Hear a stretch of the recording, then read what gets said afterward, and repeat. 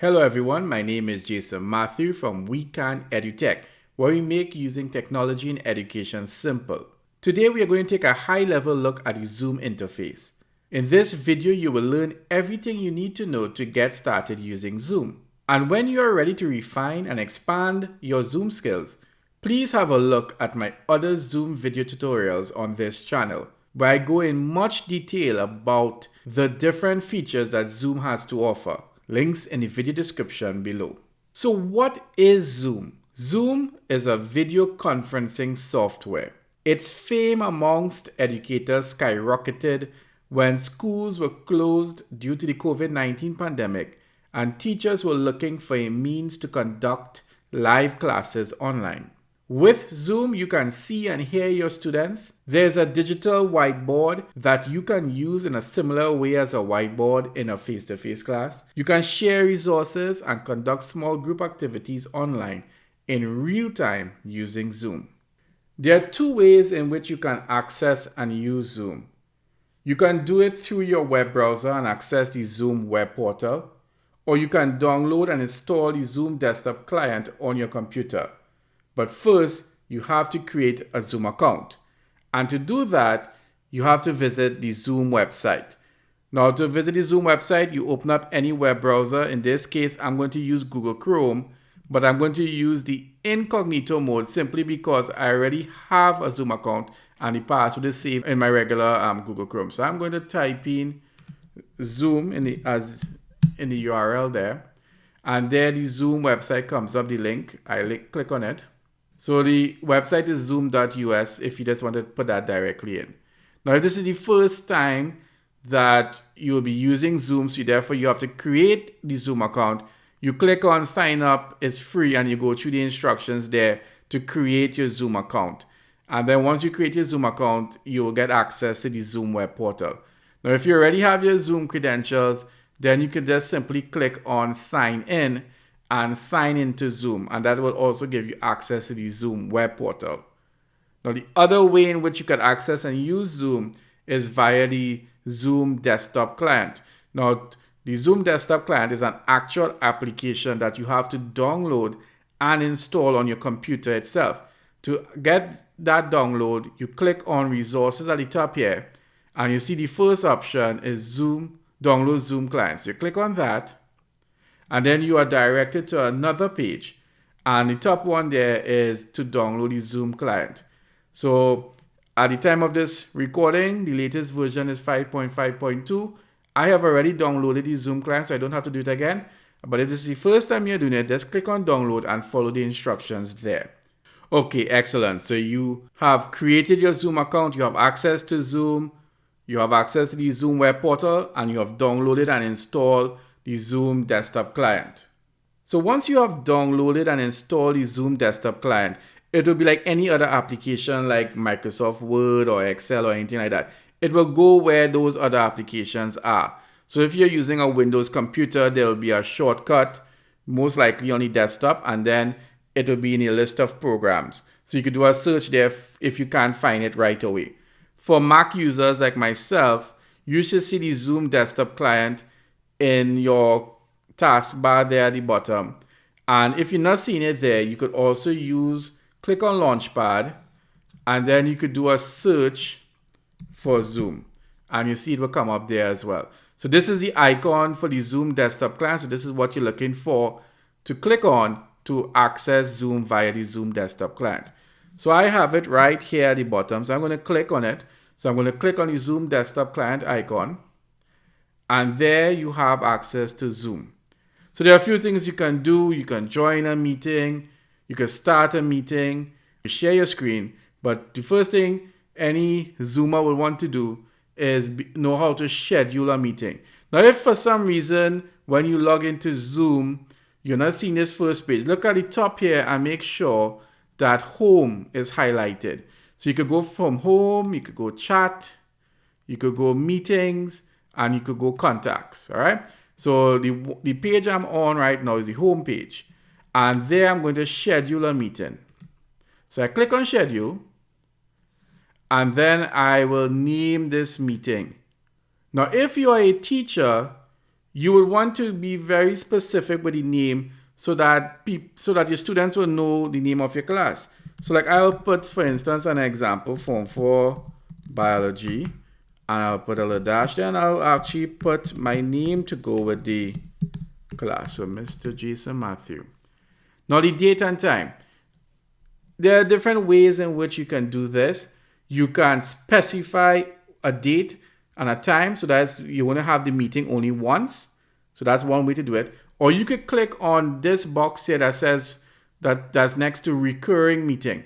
Now, when you check that box, it means that that link will be live. And once you click on the link, the meeting will become active. Now, this is a good way. For instance, let's say I'm having biology on a Monday and a Wednesday for the next 13 weeks. With a recurring meeting, that will be one link that you will have to give to the students, and then they know that Mondays and Wednesdays, let's say 9 to 11, they click on that link and they will have the meeting with you or the class with you. If you go with specific dates and times, it means that you will have to do several links. So you have to do be one link for each class, time and date. So if you're meeting twice a week for 13 weeks, that's, I'm hoping my math is correct, 26 links you'll have to give your students. So you see the importance of having a recurring meeting, especially for class time. Now the meeting ID, you want to click on generate automatically. Security is always good to have a passcode in there. Waiting room, a waiting room is where the students don't come directly into the meeting. They go into a waiting room and then you allow them to come in. Now, when the meeting starts, you could decide if you want to have the video automatically on or if you want them off. I normally choose off because video takes up a lot of bandwidth. So you will have to always keep that in consideration. Is showing the video absolutely important because you're going to take up bandwidth, and learners or participants who have slower internet speeds may be at a disadvantage. Audio, you can leave it as telephone and computer. A calendar, if you have your own calendar that you want to connect to Zoom, so that you could for most calendars like the Google Calendar and stuff, you could actually schedule meetings directly there. So you could think about that as an option. All right, you can even click on advanced options here and you see that there's some other things that you could check. Now, an important one is mute participants upon entry.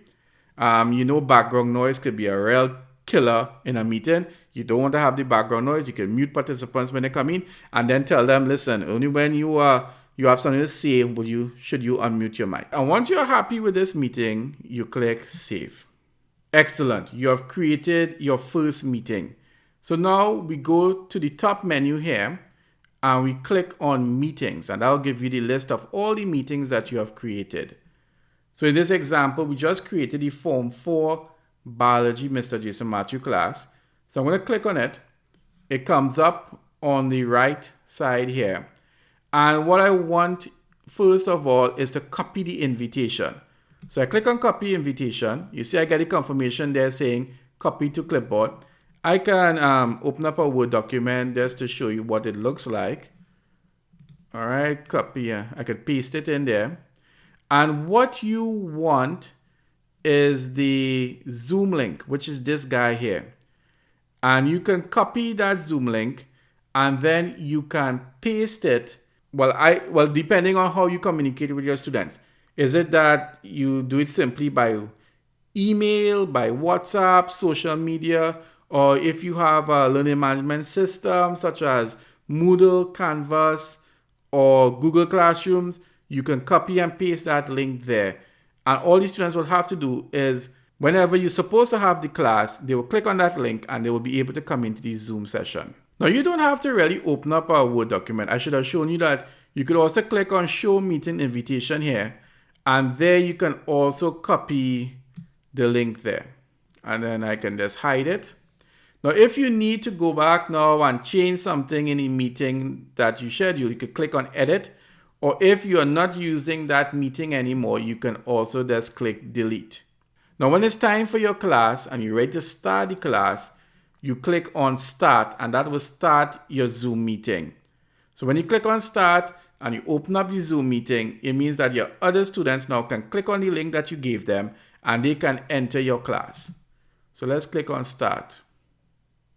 And the first thing it's going to ask you is to join with computer audio. So you click join with computer audio. I'm going to enter full screen here. This is the Zoom window in full screen. You can see this is my profile picture because I had added a profile picture to my Zoom account. At the bottom here is the control bar. And this is where all the action is going to be taking place during your Zoom meeting. So in the far left, there's the microphone icon, and then there's the camera icon. And let's start with the microphone icon. So if you watch with the microphone icon, you are seeing that while I am speaking, there's that green level that's going up and down. That's my voice. You could use the up arrow next to the microphone icon to get other options. So like for instance, you can get access to the audio settings. So I could click on the audio settings and there you see that you could test your mic. You could choose whatever mic you want. If it's just your built-in mic, you have the built-in mic option here. If you have an external mic connected, like for instance, I'm using a Yeti mic, that is what's attached here right now. But I could switch it to the built-in mic if I wanted to. You can mute yourself by just clicking on the microphone icon. And if you mute yourself, it means that your participants will not hear you. You can unmute yourself. Again, let's go back to the up arrow here. So you see you can select your microphone. So that will be what you're speaking into. And select the speaker. So that's where you're getting your hearing from. If you want to show your video feed, you click on start video.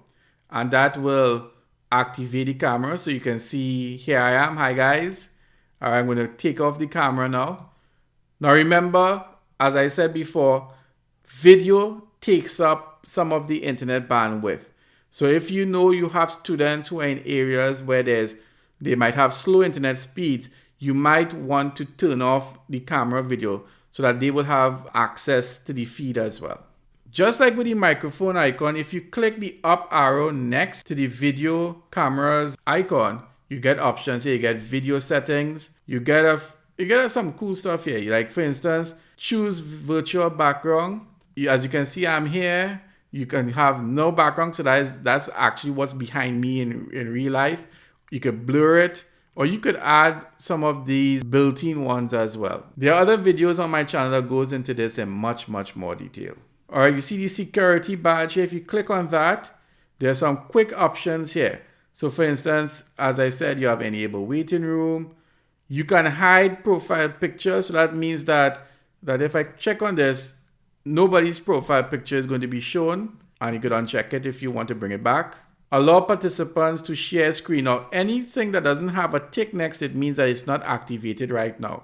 So it means that right now in this present meeting, your students will not be able to share their screen. And all of these are just little security checks because sometimes while the meeting is going on, you don't want your students sharing their screens and it's coming over. You just want your screen to be seen. So these are some of the stuff that you can check and uncheck. If you click on participants, the participants panel will come up. And right now it just has myself in there. Now let me log into another device so that you can see how it works. I've just logged in another device as Ethan Matthew. So you see Ethan Matthew has entered the waiting room because I have waiting rooms enabled. They can't come directly into the meeting. I have to admit them in. So if you watch in my participant list, there's me and there's also Ethan. And I can just click on admit to bring them in or remove if this is an unwanted guest and you don't want this person in the meeting. So in this case, Ethan is a legitimate participant in this meeting. So I click admit. And then Ethan will come into the meeting there. Now in the participants panel, there's some other options. If you click on the more button there, again, anything that is checked means that that's active right now. So like for instance, I have enable waiting room. If I click on it, you see you have disabled the waiting room. So if I click on more now, you would see that there's no longer a tick there. So you have some options here as well. Now let's go back to the control bar. The next thing is that you can chat with your participants. So let's click on the chat here and that brings up the chat panel. You could have it set to everyone. So that means you are speaking to all participants and you're typing a message. But if you want to type a message privately to one student, you click on the drop down menu and then you'll see the list of all the participants, and you could choose whoever you want and send a direct message to them. So if I choose Ethan Matthew here and I type a message here, it will only go to Ethan Matthew. It won't go to anybody else. But if I had everyone, and let's say there were more people in the meeting, that message will be seen by everybody. You can also attach files. So if you click on file, you can pull files from Dropbox, from your Google Drive, and so on, and share them with the class. And if you click on these three buttons, anytime you see three buttons like this, it always means that there's more stuff there. So if you click on it, you get more options. Now, participants can chat with, and you can decide who participants can speak with. So is it no one? So sometimes, like if you have a class, especially with younger participants, you would probably you just want them to focus on you. So you don't want them to be chatting in the background. Or do you want that participants are able to only chat with you as the host? So they can ask the teacher questions or via text, typing it out, but they can't type and communicate with other participants in the class. Or is it that you want that a participant, when they type something in the chat room here, it can go to everyone, so everyone sees it? Or you have the ultimate option here, where they have the same privileges like you, and they can speak to everyone, or they can chat directly to someone. So just to show you how it looks, I just say, hello, everyone. And that goes to everyone. Everyone who is in that meeting will see this come up in their chat panel as well. Or if I just choose Ethan, as I said before, and I put, hello, do you need help? Only Ethan will see that message. Nobody else in the class will see that message. So you just want to know, Ethan, it seems like you're having a little difficulty. Do you need help? And the others wouldn't know that you are speaking directly to Ethan. So it's a private direct message. The next thing you can do is that you can click on share screen. Now, once you click on share screen, there are different things you can do. If I choose desktop, it means that everything on my computer screen, all the participants will see. And a very useful one is the whiteboard. If I click on the whiteboard and then I click on share, a whiteboard comes up. And on this whiteboard, I can draw, I can write text if I want. I can do a lot of stuff that you would normally be able to do on a normal whiteboard in class. And all your participants will be seeing what you're doing on the whiteboard. Now, depending on how you set up the settings, they can also write on the whiteboard as well. And when you're ready to stop sharing, you click stop sharing. The other option here is polling. Now, I should have mentioned earlier that this Zoom account that I'm using is what is called a licensed pro account, meaning that it's a paid account. Also, it's an admin account. So some of the features that you are seeing here are all the features that are possible right now in a Zoom account. But if you have the free account, you mightn't see some of the options that I'm showing here right now. For instance, the polling is a feature that only licensed Zoom accounts have. So if you have a free account, you won't be seeing this polling option. But if you have the paid account, you will see it. And if you click on it, it's a very useful tool. It can increase engagement and interaction in the class. All right, so polling, just as the name suggests, you are able to ask questions in the class session. The students will be able to give answers and you'll be able to see the results in real time. So it's a great way for increasing interactivity and engagement in the meeting. You can also record your meeting. So if you click on record, depending on the type of account you have, you'll see these options.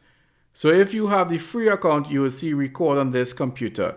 If you have the licensed account, the paid account, you will see that you can either record on your local computer or you can record to the cloud. There's also the closed caption features there. And then we move on to one of the hallmark features of Zoom, which is the breakout rooms.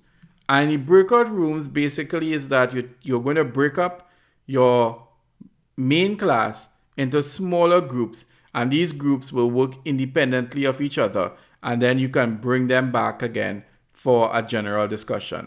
So that is a very powerful tool that Zoom provides. You also have reactions. If you click on reactions, these are different ways in which you could interact as well, and the participants will have the same options as well. So they can applaud you if you're doing something great, give you a thumbs up.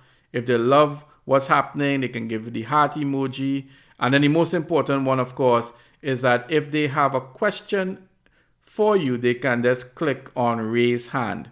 Now let's look at the top here. If you click on this shield here, you're going to get the meeting information. So here's the name of the class, the meeting ID, the passcode, and you can copy this. So if you click here, you copy the link. That means it's copied to your clipboard.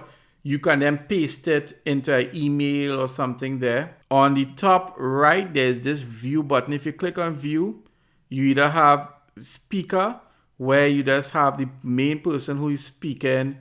They will come up in front there, or you could have gallery, where you will have all the participants in that one screen there. So that'd be great if you just want to take a quick look at the entire class. And finally, when you have finished your meeting, you can click on end. Now, when you click on end, there are two options you're going to get. There's the end meeting for all. So since you're the host, if you click this option, it will end the meeting for everybody. Or you have the other option where you can just click on leave meeting. Now, if you click on leave meeting, it means that you alone will leave the meeting, but everybody else will remain in the meeting and could continue the meeting. One of the things that I did not mention is that you could assign a co-host. So you can make somebody else in the meeting a co-host. When you leave the meeting, that person can now continue as the host for the meeting. Oh, and there's one other thing as I was talking about. Let me cancel off of this. And let's go back to participants. I click on participants. And right now we just have one here because that's a demo. But by the participant name, there's this more button. If you click on the more button, you will get some options here. So for instance, let's say you wanted Ethan to turn his camera on. You could send a message by just clicking on ask to start video. Ethan's going to get a message saying the host would like you to start your camera. Or as I was just saying before, you could make Ethan the host, co-host. You could ask him to rename in case he has the wrong name there. Or you could actually remove him from the meeting and report him as someone who was not supposed to be there but entered the meeting and they are trying to be disruptive in some form or fashion. All right, and when you're finished and you want to close the meeting and end the meeting, as I said before, you could click on end and you're going to get the two options there. Or you could even just close the window. If you close the window, you get the same two options again. I'm going to end the meeting forward. So let's open up the Zoom desktop client again. So I'm going to click on the Zoom desktop client. And now if you need to update the Zoom desktop client, you go to the right-hand side and you click on either your profile picture or your initials, whatever is there in that corner. And then you go down until you see check for updates. And when you click on that, well, in my case, I'm already have the latest version, so it's telling me that. But if you have an older version, it's going to prompt you now to go to these steps to download and install the new update. So I'm just going to click done. So far, we have done everything using the Zoom desktop client. But you will also sometimes want to use the Zoom web portal because there you have even more settings that you could configure. So if you need to access your Zoom web portal, one way in which you could do it is that if you have your Zoom desktop client open, again, you click on the initials and then you go to settings. And this new window is going to open up and you go to the bottom here and you click view more settings. And what will happen is that now it's going to open up your web browser and it's going to carry you to the Zoom web portal. Now, if you hadn't signed into the Zoom web portal previously, it's going to prompt you to put in your credentials and then log in. So as you can see, we are in the settings. So there are loads of settings that you could tweak. Now, depending on the type of account you have, as I said, some of these settings may be already set by your admin. I have admin right, so I can turn on and turn off all of these settings. If you see the toggle bar as being gray, that means that setting is turned off. So for in this example, host video, start meetings with host video on, that's off. So that means that how when I join a meeting, my camera is automatically off. Now if I want to turn on that setting, I just click on it and it turns blue and it says your settings have been updated. It means that when I join a meeting now, my camera is automatically coming on. So if that's something you want, you can do that. But for me personally, I rather that being off. So I'm going to click on it again and it goes off. And I get the confirmation your settings have been updated. So you just keep scrolling and you can look at all these settings there and tweak them to your heart's desire to give you that perfect Zoom meeting that you want. So that was settings. Now let's go through the others that they have on this using the left panel here. So if you click on profile, that's where you could add your profile picture and you could do some other little tweaks there. You could add a description and stuff of yourself. Under meetings, you would see all the meetings that you have created. And like for instance, we had the Form 4 biology meeting that we had created. I can click start and that will start the meeting right there. Or I can edit the meeting. I can go and edit this, whatever settings you want there. If you want to turn it from a recurring meeting now to a meeting of a specific date and time, you can do that. Or if you want to remove the meeting altogether, you could just click on delete. Now, one way in which you could access all the recordings, save recordings of your meetings, that you click on recordings. Now, depending on if you save to the cloud, you get all the cloud recordings there. If you save directly to your computer, you click on local recordings. You can search by ID of the meeting and so on to narrow it down. And finally, because mine is an admin account, it looks a little different, but you should see one that says reports.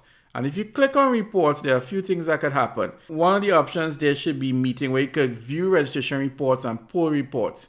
And if you click on that, that's where, like, for instance, if you did a poll in your meeting, you could get the results of the poll there. Or if you choose registration report, you will get a list of all the participants that attended the meeting. So for instance, if you need an attendance sheet, for instance, when you end the meeting, you will be able to generate a registration report and see all the participants, or in this case, all the students that attended class. All right, so remember, as I said at the beginning of this video, this is just a high level look. So I kind of just threw everything at you there. And this is just to get you started. But if there are things there that I spoke about that you are interested in learning more about, then we have videos that go into much more detail on each feature. Now, to access those videos, you go to my YouTube channel. So let's open up a new window. You just go to YouTube. All right, now once you're in YouTube, you could do a search for WeCanEduTech. And that will bring up my channel here. So you click on WeCanEduTech, and then you can go to videos. So you see all the Zoom videos there. So for instance, if you want to know more about how to use the whiteboard, how to annotate the whiteboard, you will want to go to Zoom annotation tools. If you want to know more about keeping your Zoom meeting safe, you go to Zoom security. If you want to learn how to use breakout rooms, which is very popular in a Zoom meeting, you click on breakout rooms and you go there. If you're looking for something specific and you can't see it right away, you can then click on the magnifying glass here and then search for it. For instance, let's say you wanted to know about polls and you're not sure if there's a video on polls, you could just search for it. So I just type in poll and I click search, and there we go. We have a video about how to create and launch polls. Also, if you just want to have all the Zoom videos, you just click on playlist, and there you see there's a Zoom video conferencing software playlist. You can click on view full playlist, and that gives you all the videos that we have concerning how to use Zoom and all its different features. And we keep adding more and more videos every day, so keep checking it out. Now, another way in which you can really keep up to date with our channel and getting all the videos right away, all the information, is that you can subscribe to the channel. So you click on the subscribe button and then you click on the notification icon here, and that will give you a notification of every time we upload a new video. And that will also be supporting us. To subscribe to the WeCanEduTech channel, like any other YouTube channel, you have to be logged in. So you have to log in with your Gmail and so on, and then you'll be able to subscribe, you'll be able to like the videos. Another very powerful feature of this channel that you should take full advantage of is that when you click on a video, you don't have to look at the video from beginning to end. You could do that if you want. I mean, nothing is wrong with that. But if you're looking for something specific, then you go to the video description that is below the video. So this is the video here. This is the video description below. And you click on Show More. And when you click on Show More, there are the timestamps there to all the different subtopics that I cover in the video. So for instance, let's say that you already know something about polling, but you want to know how to relaunch a poll. Then you just click on that timestamp, and it's going to carry you to that part of the video where I talk about relaunching polls. So you can use the timestamps so that you can go to that part of the video that you really need. Also, if you look, the video itself is also broken up into chapters. So you see this one here is about prerequisites. This one is about turning these settings on. This one is about scheduling a meeting, creating polls before the meeting. So you know which part of the video is covering what topic. So if I want, I can just go to this part here, and it's going to cover creating polls before the meeting. Zoom allows you to have online synchronous class sessions. Please have a look at our other videos so that we can help you make these sessions interactive and engaging. And please share your experiences using Zoom with us in the comment section. Thanks for watching. Please like, share, and subscribe. Stay safe. Bye-bye.